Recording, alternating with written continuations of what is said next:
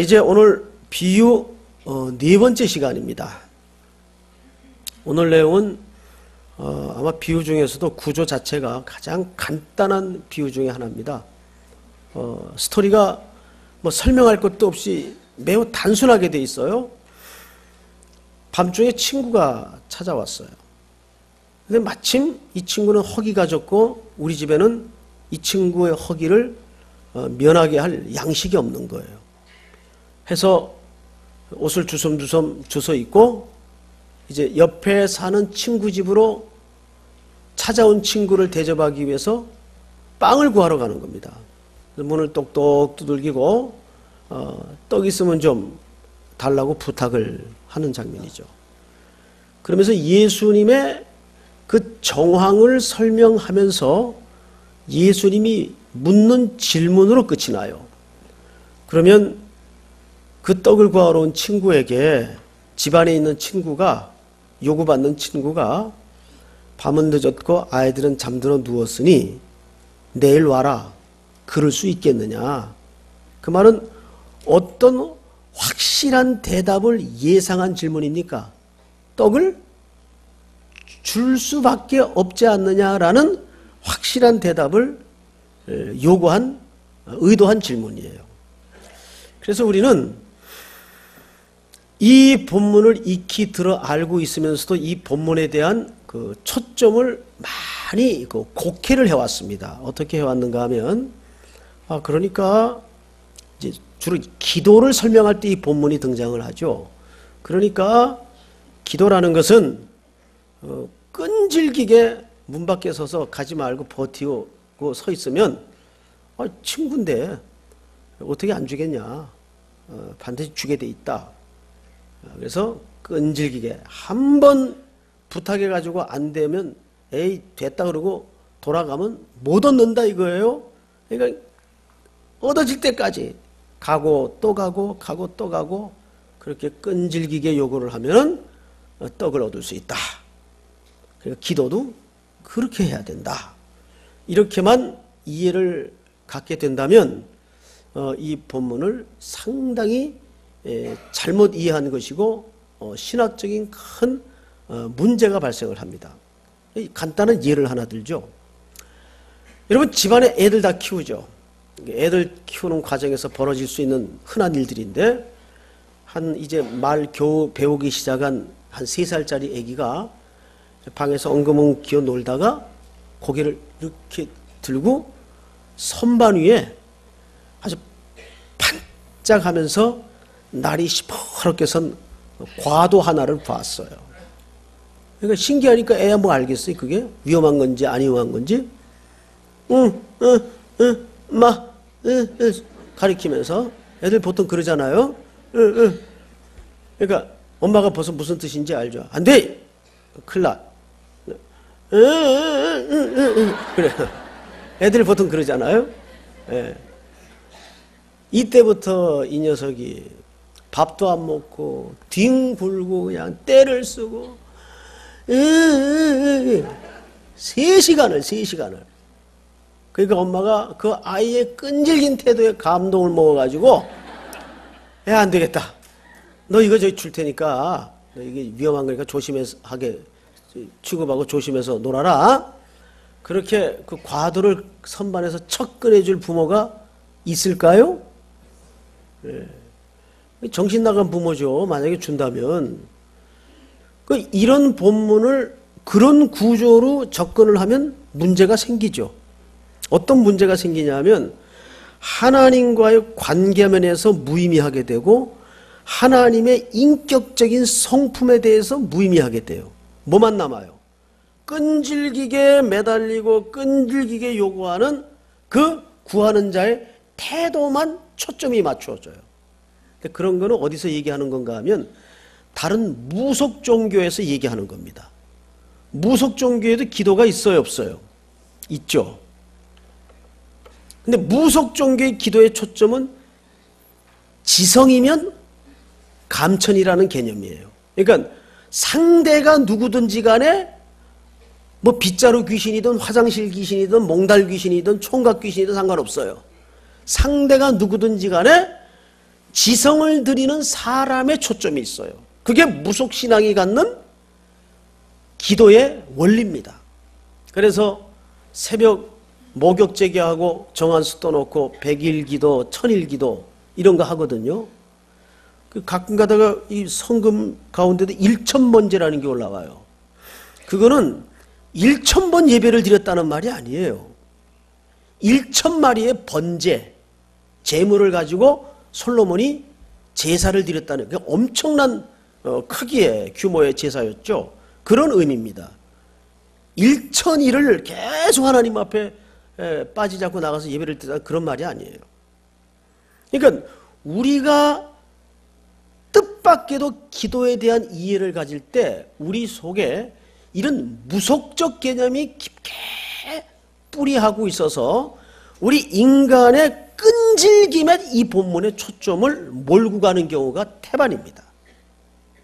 이거는 우리 한국식 그런 무속의 바탕에 이해를 풀어가서는 절대 안 되는 본문이에요. 그래서 이 본문을 알기 위해서는 우리가 예수님이 살던 시대의 문화 배경으로 들어가서 그 문화의 개념 속에서 이 본문을 좀 새롭게 들여다볼 필요가 있습니다.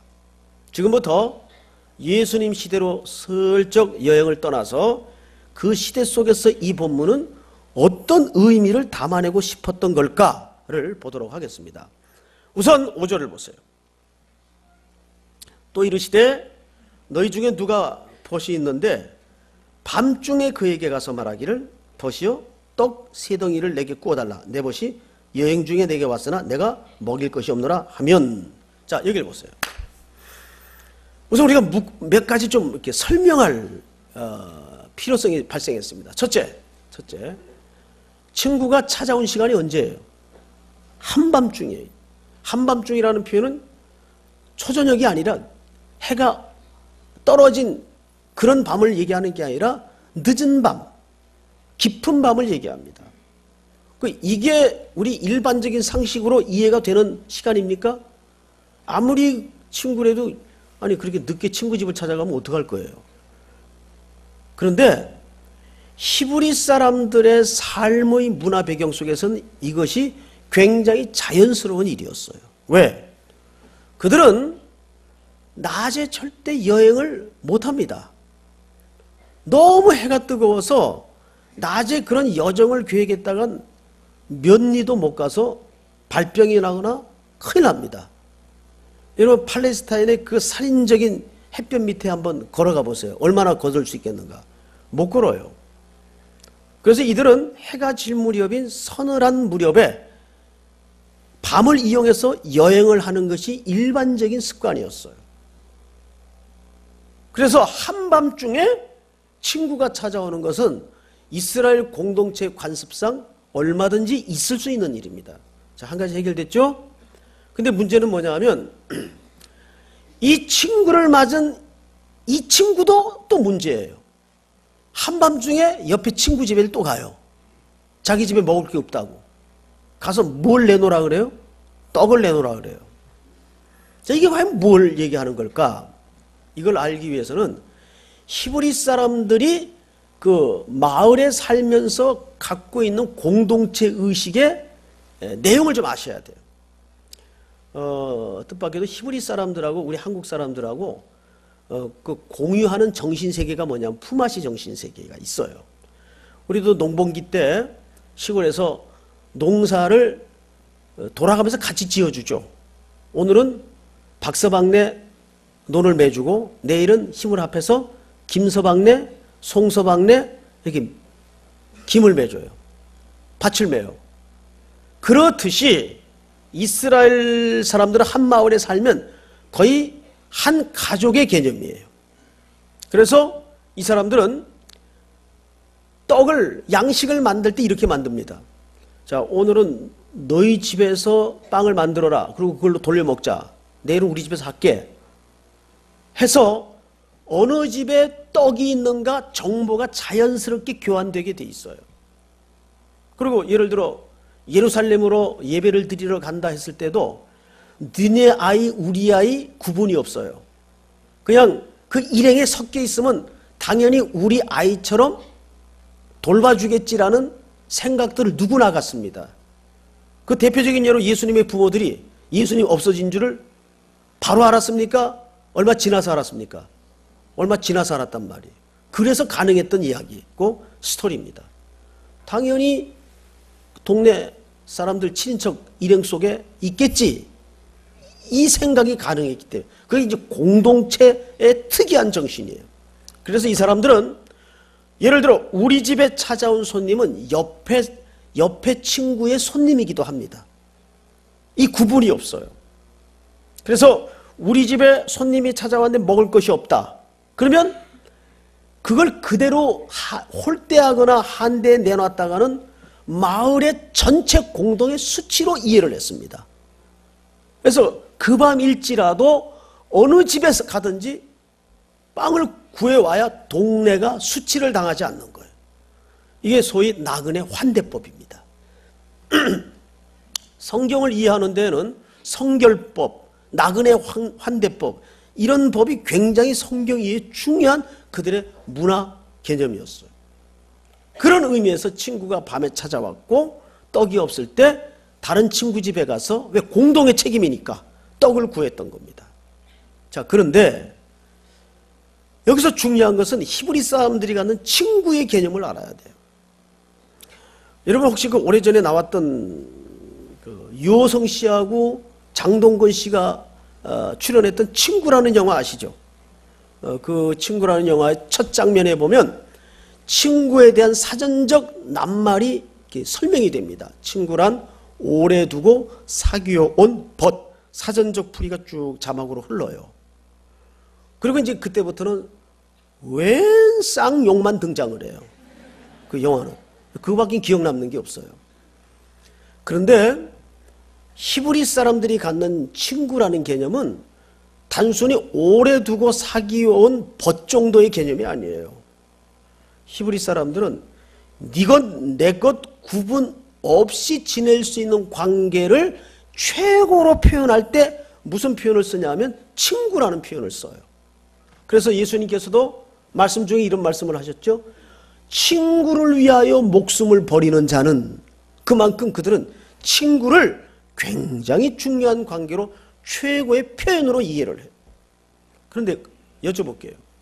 그럼 이 세상에서 네 것 내 것 구분이 안 되는 최고의 관계는 누굽니까?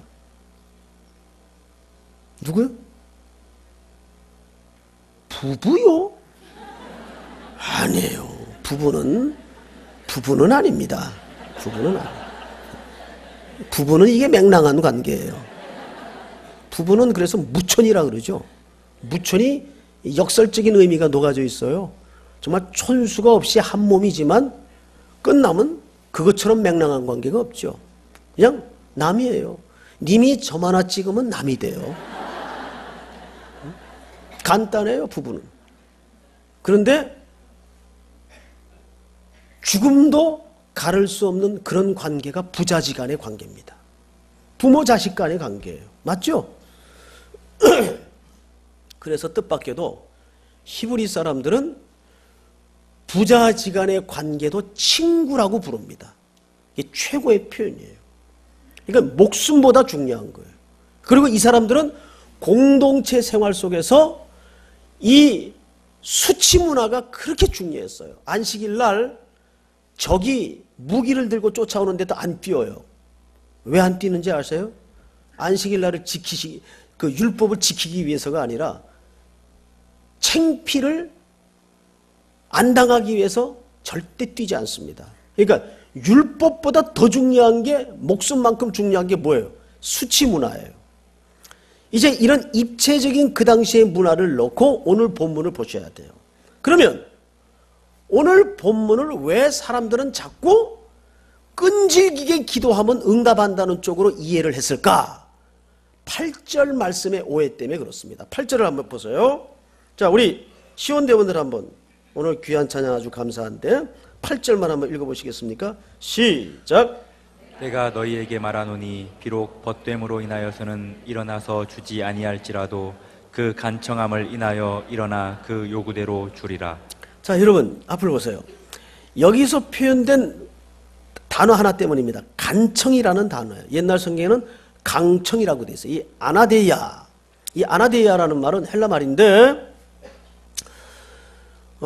이 말이 간청이라는 말로 표현되기 시작한 때가 라틴어 성경이 쓰여지면서부터 그때부터 영어 성경이 영향을 받아서 이 말을 끈덕진 끈질긴이라는 개념의 강청이라는 단어로 번역을 했고 그 번역의 영향을 한글 성경이 받은 겁니다. 그런데 이 라틴어 성경보다 훨씬 원전에 가까운 70인역이나 또는 아람어 성경이라고 콥티거 성경이라고 있어요. 이런 성경들을 보면 여러분 예수님이 사실 때 예수님이 사용했던 언어가 무슨 언어입니까? 히브리어가 아니라 아람어예요. 이걸 어떻게 아셨어요? 아람어예요. 패션 오브 크라이스트라는 영화가 왜 그 가치가 있는가 하면 거기에 모든 그 언어를 아람어로 촬영을 했습니다. 예수님이 생활하시던 그 당시 언어로 썼어요. 그래서 예수님이 아람어를 쓰셨습니다. 원래 아람어는 원래 바벨론 시대부터의 뿌리를 갖고 있어요. 그리고 성경을 보면 이 아나이데이아라는 이 간청이라는 말이 끈질긴 끈덕진 그런 개념이 아니라 뜻밖에도 이런 단어입니다. 수치와 부끄러움을 피하기 위하여 그 뜻입니다. 다시 한번요. 뭐와 뭘요? 수치와 부끄러움을 피하기 위하여 이런 뜻이에요. 그러면 이제 말을 대입시켜서 다시 한번 읽읍시다. 8절을 전체가 한번 같이 시작. 내가 너에게 말하노니 비록 벗됨으로 인하여서는 일어나 주지 아니할지라도 그 간청함을 인하여 일어나 그 요구대로 주리라. 여러분 보세요. 그러면 이 간청이라는 말이 수치와 부끄러움을 피하기 위해서라면 이게 문 하나를 사이에 두고 문 밖에 요구하는 쪽에 초점이 있어요. 안에 그 요구를 지금 듣고 있는 사람 쪽에 초점이 있어요. 문 밖에 사람이야? 안에 사람이에요? 안에 사람에게 초점이 있는 거죠. 그러니까 이 사람이 그렇게 중요한 우정의 관계 그걸로도 안 주는데 그거보다 더 중요한 뭐 때문에 준다고요? 수치와 부끄러움 때문이라도 준다. 그럼 보세요. 지금 이 비유를 통해서 점점점 초점을 맞추어 가고 있는 것이 문 밖에서 이 사람이 얼마나 끈질기게 요구하느냐에 초점이 있는 거예요. 안에 이 주는 사람의 어떤 태도에 초점이 있는 거예요. 안에서 주는 사람의 어떤 상태, 태도에 초점이 있단 말이에요. 이해가 되죠? 그러면 아직도 이 의도가 다 드러나질 않았어요. 그래서 그 이후에 어떤 글이 이어져 보충 설명을 하고 있는가를 한번 보십시다. 10절. 구하는 이마다 받을 것이요 찾는 이는 찾아낼 것이요 두드리는 이에게는 열릴 것이니라. 자, 11절. 너희 중에 아버지 된 자로서 누가 아들이 생선을 달라 하는데 생선 대신에 뱀을 주며 알을 달라 하는데 전갈을 주겠느냐. 자, 앞을 보세요. 여기 지금 아버지와 자식 간의 설명이 나오죠. 보충 설명이. 그런데 아버지와 자식 간의 보충 설명을 하는데 설명이 이렇습니다. 두 가지를 얘기했어요. 아니 어느 아버지가 아들이 생선을 좀 달라 하는데 접시에다가 뱀을 내놓을 아버지가 있으며 알을 달라고 하는데 전갈을, 그 무서운 전갈을 자식에게 내놓을 아버지가 있겠느냐 라는 설명은 구하는 어떤 필요한 자식에게 초점이 있는 설명입니까? 그 자식에 대한 이해를 갖고 있는 아버지의 품성에 초점이 있는 이야기입니까? 그렇죠. 아버지의 품성에 초점을 맞춘 이야기죠. 그러면 이걸 구문법으로 성경을 들여다보면 떡을 달라고 요구받고 있는 집안의 친구와 지금 누가 대비되고 있는 거예요? 하나님 아버지. 그렇지 않습니까? 하나님 아버지와 대꾸를 지금 맞추고 있다고요. 이해가 돼요, 여러분? 이거 굉장히 중요한 얘기입니다. 그러니까 무슨 얘기냐면 이 한밤중에 찾아온 친구의 비유는 문 밖에서 떼를 쓰고 끈질기게 구하면 반드시 줄 수밖에 없다라는 구하는 자의 태도를 초점 맞추어 설명이 시작된 내용이 아니고 오히려 그 안에 한밤중이지만 문은 닫혔지만 아이들은 잠들었지만 뭘 피하기 위해서? 수치와 부끄러움을 피하기 위해서라도 준다는 이 집안의 어떤 사람의 상태, 이 친구의 상태를 얘기하는 거라고요. 이것과 누가 지금 비교되고 있어요? 아버지와 비교되고 있어요. 그런데 우정으로도 안 주는 사람이 수치와 부끄러움을 위해서, 부끄러움을 피하기 위해서라도 그 떡을 줄 텐데 하물며 누구일까 보냐? 아버지가 자식에게 엉뚱한 걸 주겠느냐? 여기에서 우리는 중요한 분기점에 접어들었습니다. 만약에 이것이 구하는 문 밖의 사람에게 초점이 맞추어진 얘기라면 이 아버지에 대한 인격과 아버지에 대한 품성과 아버지에 대한 관계는 전혀 무의미하게 됩니다. 그렇죠, 여러분? 그런데 이 본문이 집 안의 친구의 상태에 초점이 맞춰져 있다면 그 자식의 필요를 너무나 잘 알고 그리고 그 필요한 분이 다름이 아닌 내 생명보다 더 중요한 자식의 문제라면 아버지가 어련히 최고의 좋은 것을 주지 않겠느냐. 곧 이 말은 하늘 아버지의 은혜로운 품성에 초점을 맞춘 거라고요. 그러니까 기도라는 것은 뭐냐면 내가 얼마나 끈질기냐, 얼마나 하나님 앞에 절실하냐, 그게 중요하지 않고 그 대상인 하나님이 내게 어떤 품성을 가진 은혜로운 분이냐가 기도의 진짜 초점이라 그 말이에요. 그 기도 응답도 내가 얼마나 절실하냐, 그게 우선이 아니에요. 하나님이 얼마나 이 문제에 대해서 나보다 더 그 문제를 정확히 알고 계시고 무엇을 주어야 내 자식이 가장 적합한 때에 최고의 것을 가질 수 있느냐를 내 떼쓰는 것과 정성과 끈질김과 상관없이 이 아버지가 알고 있다고요. 이해가 돼요, 여러분? 그래서 이게 나온 얘기예요. 그런데 이 본문이 오케이, 거기까지는 이해가 돼. 알았어요. 아, 기도라는 것은 끈질기게 구하는 게 1차적인 초점이 아니고 그것을 응답해야 되는 인격을 가지신 하나님과 우리를 가장 사랑하시는 그분의 은혜로운 품성에 초점이 있는 문제구나. 자, 여기까지 이해가 되죠? 그런데 여러분, 뭘 놓쳐서는 이 본문을 반쪽만 보고 지나갈 수밖에 없는가 하면 이 비유가 예수님이 주기도문을 설명하다가 보충으로 필요해서 내놓은 이야기였다고요. 그래서 1절을 보세요. 11장 1절. 주기도문과 연결되어 있어요? 안 돼 있어요? 자, 1절. 예수께서 한 곳에 기도하시고 마치심에 제자 중 하나가 여짜오되 주여 요한이 자기 제자들에게 기도를 가르친 것 같이 우리에게도 가르쳐 주옵소서. 그래서 예수님이 주기도문을 꺼낸 거예요. 자, 여기를 보세요.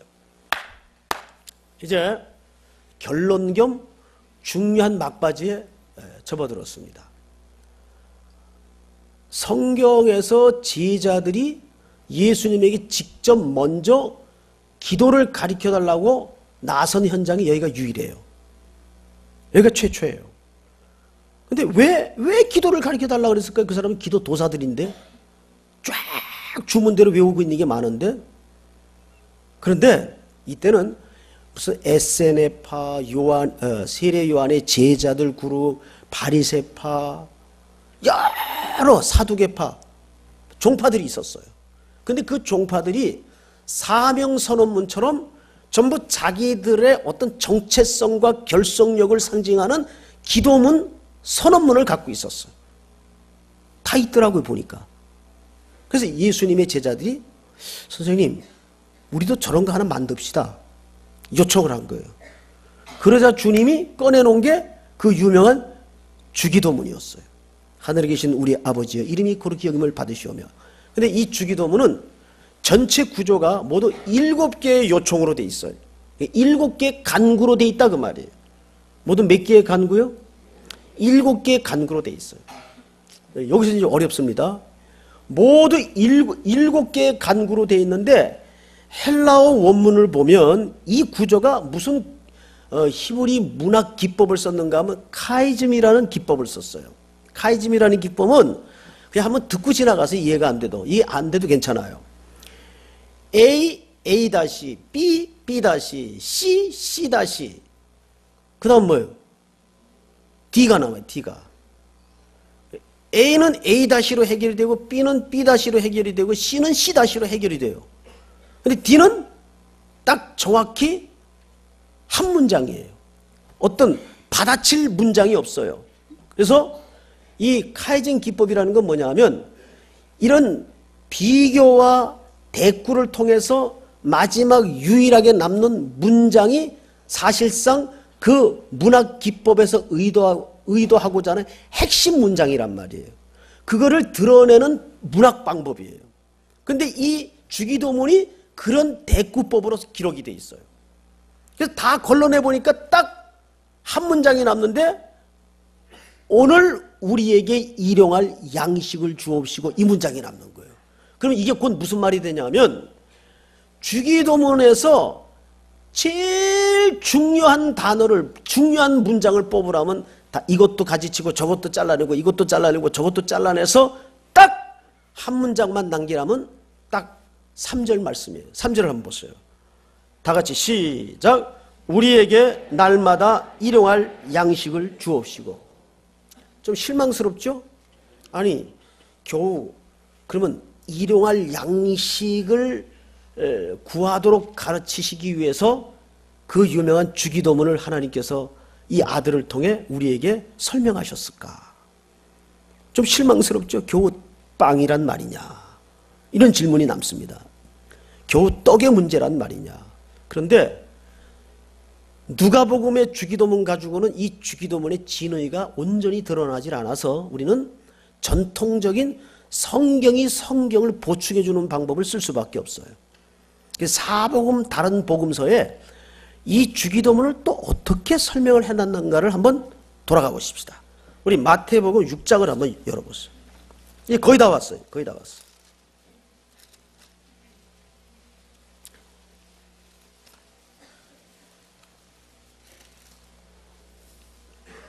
(31절을) 보세요. 우리 시원대원들 한번 한 절만 같이 읽습니다. 시작. 그러므로 염려하여 이르기를 무엇을 먹을까 무엇을 마실까 무엇을 입을까 하지 말라. 32절 다 같이 시작. 이는 다 이방인들이 구하는 것이라 너희 하늘 아버지께서 이 모든 것이 너희에게 있어야 할 줄을 아시느니라. 아멘. 자, 여러분 앞을 보세요. 예수님께서 이 유명한 마태복음 6장에 너희는 무엇을 먹을까 무엇을 입을까 구하라 그랬어요? 구하지 말라 그랬어요? 정확히 얘기하세요. 구하라 그랬어요? 구하지 말라 그랬어요? 구하지 말라. 왜? 이는 아버지가 있어야 할 것을 다 아신다.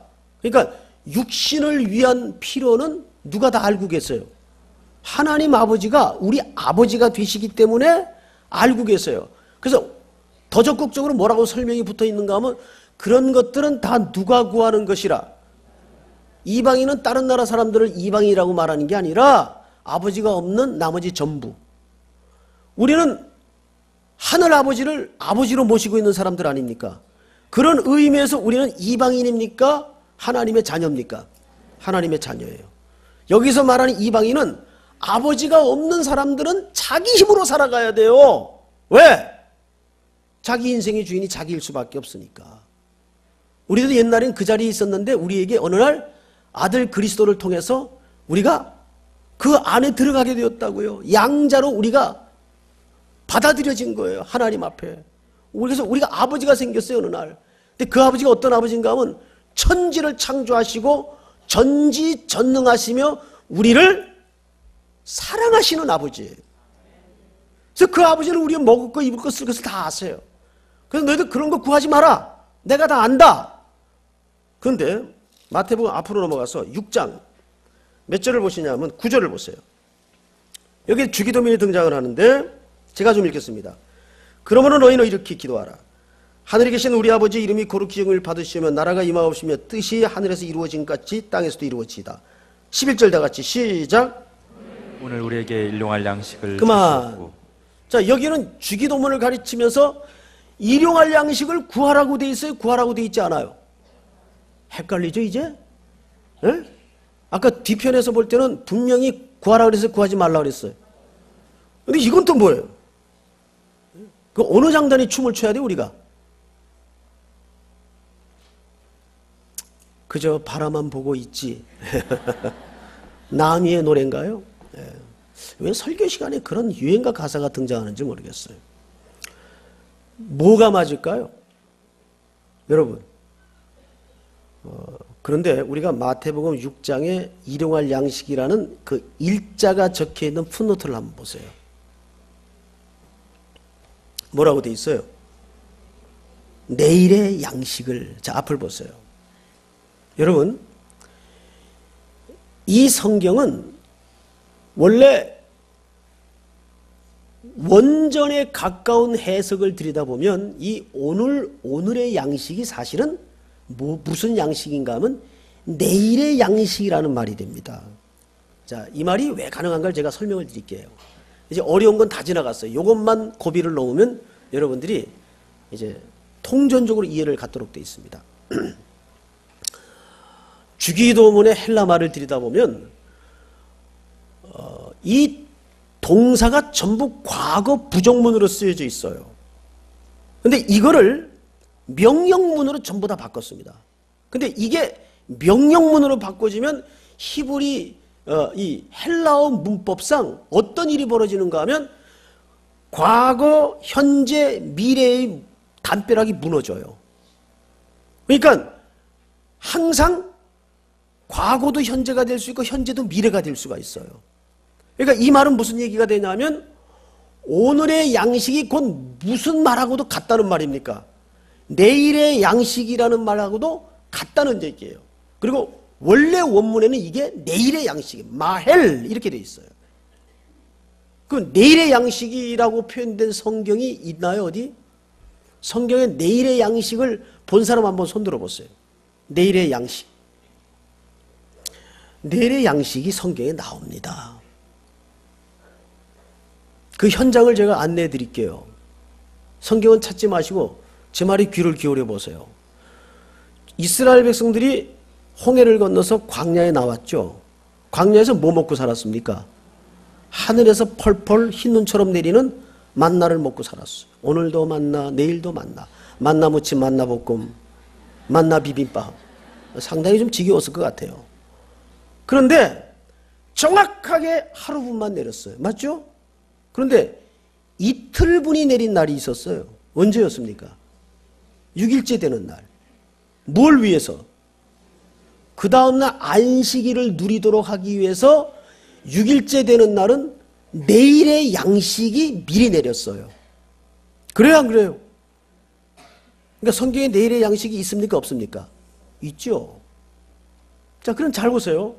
히브리 사람들이 갖는 내일의 양식, 마헬이라는 말은 무슨 뜻인가 하면, 자, 하나님께서 이스라엘 공동체에게 내일의 양식, 안식일에 먹고 누릴 수 있는 양식을 주셨다는 것은 질문 들어갑니다. 내일이 온다는 얘기입니까? 안 올 수도 있다는 얘기입니까? 반드시 온다는 얘기죠. 왜? 내일의 양식을 주었으니까. 할렐루야. 여러분, 이거 굉장히 중요합니다. 자, 그런데 그 내일의 양식을, 안식일을 누리도록 하기 위해서 주었어요. 근데 안식일은 하나님께서 왜 제정하셨습니까? 두 가지 이유 때문에 제정하셨어요. 첫째, 천지 만물의 창조는 더 이상 손댈 것 없이 하나님이 완전하게 창조하셨다. 그래서 그날은 쉬는 날이 아니라 누리고 즐기는 날이에요. 굉장히 중요한 의미죠. 그런데 인간 속에 죄가 찾아 들어오고 인간은 타락을 가지고 말았습니다. 죄가 들어왔어요. 사망이 찾아 들어왔어요. 그래서 그것을 구속하시고 회복하기 위해서 누가 오셔야 돼요? 메시아이신 그리스도가 오셔야 됩니다. 그래서 안식일에는 창조와 구속이 큰 메시지예요. 그러니까 구약의 모든 안식일은 누가 오실 날을 기다리는 날이었습니까? 바로 안식일의 주인이신 예수 그리스도가 오시는 날을 상징하는 날이 안식일이었어요. 그러니까 보세요. 주기도문 속에 가장 중요한 압축된 한 문장인 오늘 우리에게 일용할, 아니 내일의 양식을 주옵시고 라는 말은 누구를 구하라는 얘기였습니까? 예수 그리스도 그분을 구하라는 얘기였어요. 그래서 요한복음 6장 27절에 보면 예수님이 자신을 가르쳐서 뭐라고 말씀하셨어요? 나는 하늘에서 내려온 생명의 떡이다. 나를 먹는 자만이 살 수가 있다. 그분이 뭘로 오신 거예요? 우리를 살리시는 양식으로 오신 거예요. 생명의 양식으로. 그럼 여기서 이제 우리가 조금 깐깐한 분들은 질문 하나가 반드시 자연스럽게 나와야 돼요. 어쨌든 그분 오셨지 않냐? 오셨는데 뭘 또 구하냐? 자, 보세요. 구원이라는 시제는 이미 우리가 구원을 얻었지만 지금도 진행이 되고 있어요? 안 되고 있어요? 진행이 되고 있고 예수 그리스도의 생명의 떡이신 그분을 먹고 구원을 얻었지만 우리의 일상 속에 그 떡의 영향력, 예수로 먹고 새롭게 재창조된 구속함을 받은 백성들이 그 예수의 생명의 기운과 예수의 생명의 떡의 영향력이 우리의 전체의 인생 속에 구체적으로 순조롭게 자연스럽게 발휘가 되고 있어요? 안 되고 있어요? 안 된단 말이에요. 안 되죠? 안 되고 있단 말이에요. 그거는 그 구원을 받았지만 우리는 아직도 죄에 묶여있고 연약함을 갖고 있기 때문에 내 힘과 내 능력과 내 자위적인 어떤 결심으로 되어질 일이 아니란 말이에요. 그래서 누가복음 11장 13절에 그 비유가 뭘로 끝나는가 한번 확인해 보세요. 자, 11장 13절을 한번 보세요. 마지막으로 13절 다 같이 읽습니다. 시작. 너희가 악할지라도 좋은 것을 자식에게 줄 알거든 하물며 너희 하늘 아버지께서 구하는 자에게 성령을 주시지 않겠느냐 하시리라. 놀랍죠? 자, 앞을 보세요. 왜 떡 얘기가 갑자기 뭘로 끝났어요? 성령으로 끝나요. 왜 성령으로 끝난지 이해가 되십니까 이제? 예수 그리스도의 생명을 구하여 그 생명의 떡을 먹고 구원받은 존재이지만은 그 생명의 떡의 기운이 우리 전 인생 속에 아직도 반영이 잘 안 되고 있어요. 넘어지고 자빠지고 실패하고. 그래서 최고의 좋은 선물을 하나님이 준비하셨는데 그게 뭐예요? 성령님이 오시는 거예요. 할렐루야. 그러니까 우리는 너도 가서 너도 그와 같이 하라. 이거 우리 힘으로 우리 의지로 우리 결심으로 안 돼요. 누가 은혜로 덮어주셔야 됩니까? 성령님이 오셔서 우리를 사로잡고 장악하시고 덮으셔야 저 그리스도의 생명의 떡을 먹은 자다우게 그 모든 행위가 결심이 펼쳐나가고 이 세상에 반영될 수 있는 거라고요. 우리는 여기서 두 가지 결론에 도달합니다. 예수 그리스도라는 생명의 떡은 한 번 먹고 치우는 떡이 아니라 매일 여러분들의 일상이 무슨 떡을 먹고 살아야 돼요? 예수의 생명을 먹고 살아야 돼요. 할렐루야. 그래서 그것을 깨닫게 하시고 가능케 하시기 위해서 우리는 힘이 없고 무기력하여 할 수 없으나 성령님이 오시는 거예요. 구약 때는 성령님이 왔다 갔다 하셨지만은 예수님이 승천하시고 난 다음에 성령님은 그래서 우리 아주 안에 오시는 거예요. 우리 안에. 예? 영원히 내주하시는 성령이 우리 속에 오시는 거예요. 믿습니까 여러분? 2012년 여러분들의 모든 일상과 우리 모두에게 주신 저 대과제가 우리의 인간적인 결심과 노력과 애씀으로만 이루어지는 것이 아니라 예수 그리스도의 그 영생의 생명의 떡을 매일매일 먹으면서 성령께 붙들릴 때 이 순종과 이 결심이 열매가 여러분들의 모든 삶에 구체적으로 드러나게 될 줄을 믿습니다. 일어나십시다.